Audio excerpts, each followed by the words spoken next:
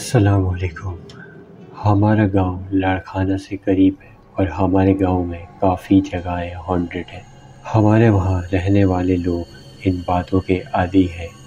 ویسے ہی میرے ماموں کے ساتھ وہاں سالوں پہلے حیرت انگیز واقعہ پیش آ چکا ہے۔ میرے ماموں کافی بہادر ہیں اور اس واقعے کے بعد اور بھی زیادہ بہادر ہو گئے۔ وہ گرمیوں کے دن تھے تو میرے ماموں روزانہ رات کو چھت پہ چارپائی ڈال کر سویا کرتے تھے۔ ایک رات وہ معمول کے مطابق ایسے ہی چھت پر سونے چلے گئے۔ رات کے تقریباً 3 بج رہے تھے۔ جب وہ سو رہے تھے تو ان کو ایسا فیل ہوا کہ پائل کی آواز آ رہی ہے۔ گاؤں میں رات کو بہت زیادہ سناٹا ہو جاتا ہے، اسی لیے اتنی خاموشی میں پائل کی آواز سے ہی ان کی آنکھ کھل گئی۔ انہوں نے سر اٹھا کر آس پاس دیکھا تو کوئی نہیں تھا۔ وہ اس بات کو اگنور کر کے دوبارہ سو گئے۔ کچھ دیر بعد کسی نے ان کی چارپائی کو اتنا زور سے ہلایا کہ وہ ہڑبڑا کر اٹھ بیٹھے۔ جیسے ہی وہ اٹھے تو دیکھا کہ ان کی چارپائی کے پاس ایک عورت کھڑی ہے۔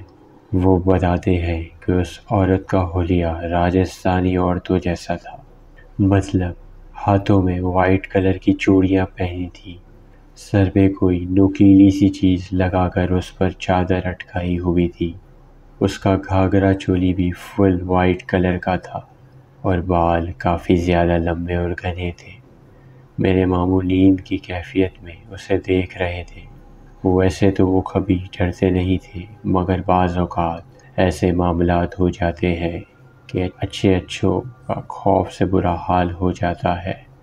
لہٰذا جیسے ہی اس عورت کا قد لمبا ہونا شروع ہوا تو وہ کافی گھبرا گئے اور سمجھ گئے کہ یہ انسان نہیں کوئی اور مخلوق ہے۔ ماموں بتاتے ہیں کہ اس عورت نے ماموں سے زبانی بات کرنے کی بجائے دماغی طور پر رابطہ شروع کر دیا۔ مطلب انہیں ایسا فیل ہوا جیسے وہ کہہ رہی ہے کہ میں تمہیں بہت پسند کرتی ہوں اور تم سے شادی کرنا چاہتی ہوں۔ تو میرے ماموں نے بھی ذہنی طور پر اسے جواب دیا کہ میں ایسے کیسے تم سے شادی کر سکتا ہوں، مجھے تو یہ بھی نہیں پتا کہ تم مسلمان ہو یا نہیں۔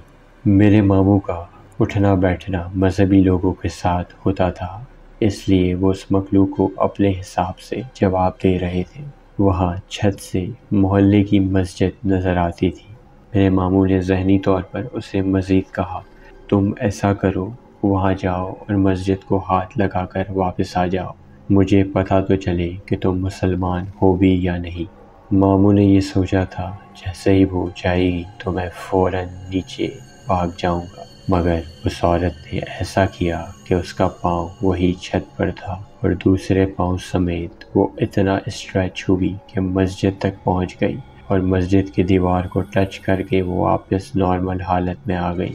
یہ سب دیکھ کر تو میرے ماموں کے چھکے چھوٹ گئے تھے اور وہ اتنے زیادہ ڈر گئے کہ بس آؤ دکھا نہ تاؤ، جیسے تیسے کر کے فوراً وہاں سے اٹھ کر نیچے بھاگے اور روم میں جاتے ہی بے ہوش ہو گئے۔ صبح کو وہ بخار میں جل رہے تھے، ان پر دم وغیرہ کیا گیا تو وہ کچھ بہتر ہوئے۔